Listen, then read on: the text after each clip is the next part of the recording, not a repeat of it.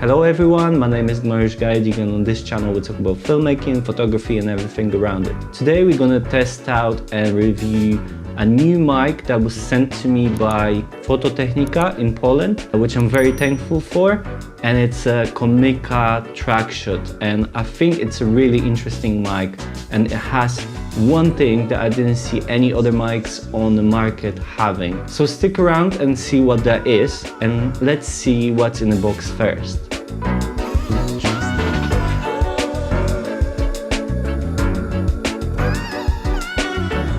So first thing you see in a box is the case for the microphone.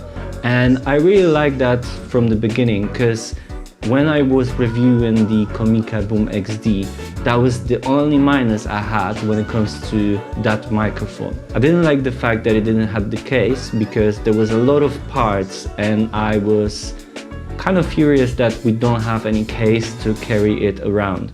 And Comica have listened, and now with this mic we have the case and we're gonna see what's inside of this case.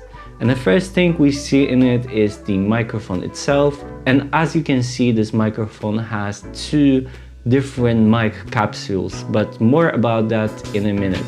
Next thing we see is the camera connection cable, as well as the smartphone cable, which I really like the fact that this is included in a box.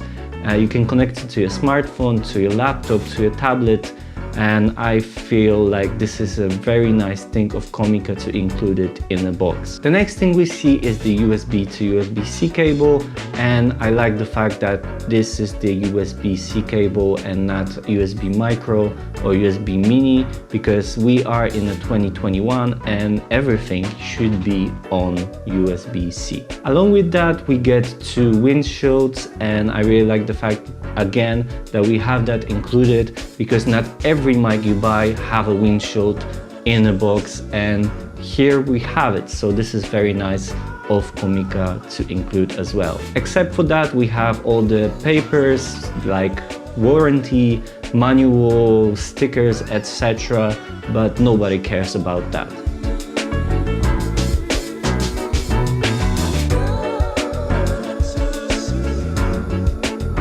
So Comica Traxshot is a super cardioid shotgun mic, which means that it's very directional. So if you want to have a good audio, you should be in front of the mic. But this mic has a tricks up its sleeve, and it's these movable mic capsules which are gonna let us have 4 different modes of recording.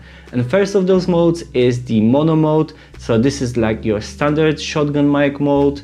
You basically put it in mono, you point your mic at the subject and the subject speaks to the mic, and you have a nice mono directional audio of the person who talked to the mic or whatever else you're recording in front of the mic. So this is the standard option, like any other shotgun mic. But you can move those capsules, and this is really nice, and I didn't see any other mic doing it.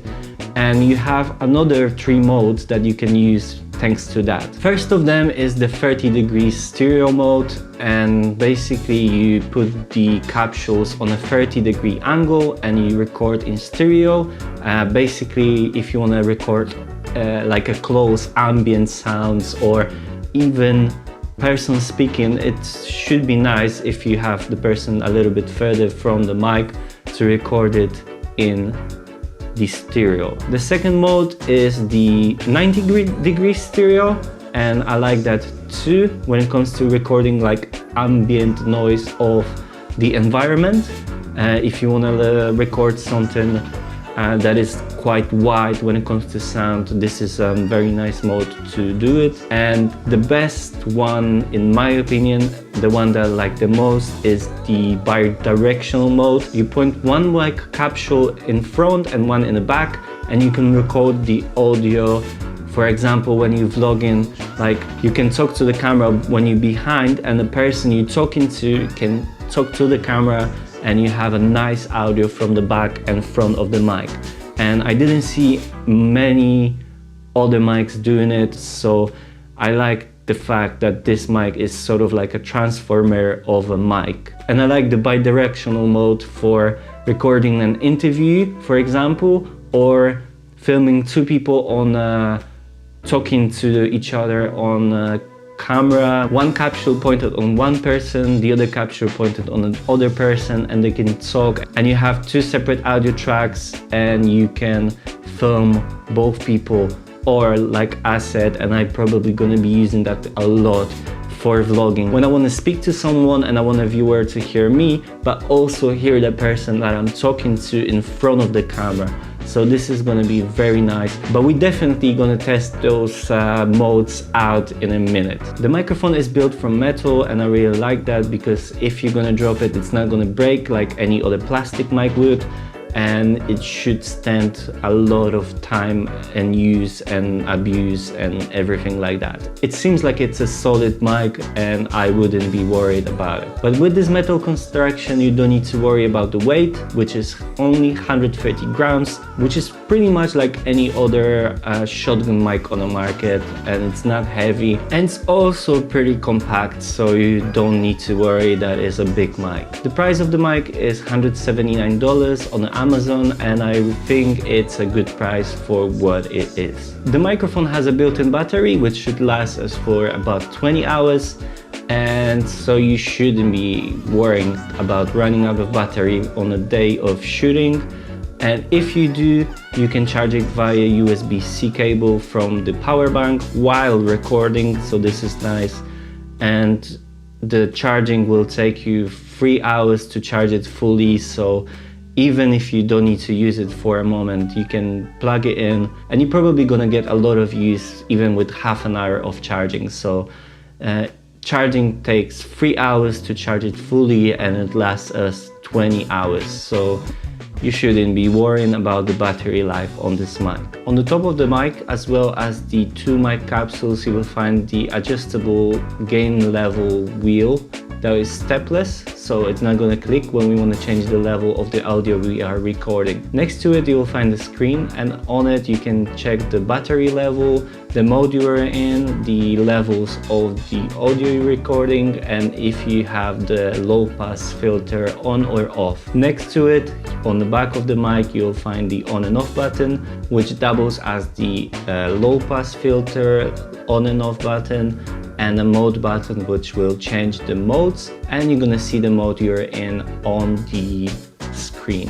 Which would be nice if the mode would change when we change the orientation of the capsules on the mic automatically, but it doesn't, which might be plus or a minus, but for me it's a minus because it would be nice if it would change by itself.